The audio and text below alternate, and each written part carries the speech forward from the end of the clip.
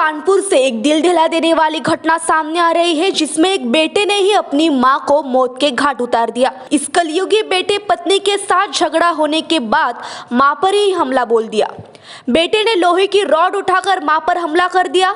मां जैसे तैसे हमले से जान बचाकर भागी, लेकिन चोट इतनी गहरी थी कि घर के दरवाजे पर पहुंचकर उन्होंने तड़पकर अपना दम तोड़ दिया। निर्दयी बेटे की मां पर हमला करने की एक घटना जिले के नौबस्ता थाना क्षेत्र के राजीव नगर में हुई है। जानकारी के मुताबिक राजीव नगर में अमरपाल का घर है, जिसका निधन करीब 5 साल पहले हो गया था। इस घर में फिलहाल उनकी पत्नी मुन्नी देवी अपने मझले बेटे अजय और उनकी पत्नी रोशनी के साथ रहती थी। मुन्नी देवी का बड़ा बेटा और छोटा बेटा पहले ही घर से बाहर दूसरी जगह पर रह रहे थे।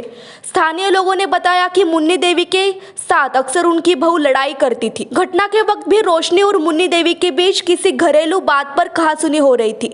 उसी वक्त उनके बेटे अजय ने मां के ऊपर ही रॉड से अचानक हमला कर दिया। हमले से बचने के लिए मुन्नी देवी घर से बाहर भागी। रॉड के हमले से वो गंभीर रूप से घायल हो गई थी, जिसके बाद उन्होंने घायल हालत में ही भागने की कोशिश की, लेकिन रॉड से उनके सिर पर इतनी तेज चोट लगी थी कि वो दरवाजे पर ही गिर पड़ी और तड़प तड़प कर उन्होंने दम तोड़ दिया। बताया जा रहा है कि उसकी पत्नी रोशनी और मां मुन्नी देवी के बीच आए दिन किसी न किसी बात पर कलेश होता रहता था, जिसकी वजह से वो डिप्रेशन में था। इसी के चलते उसने ये कदम उठाया।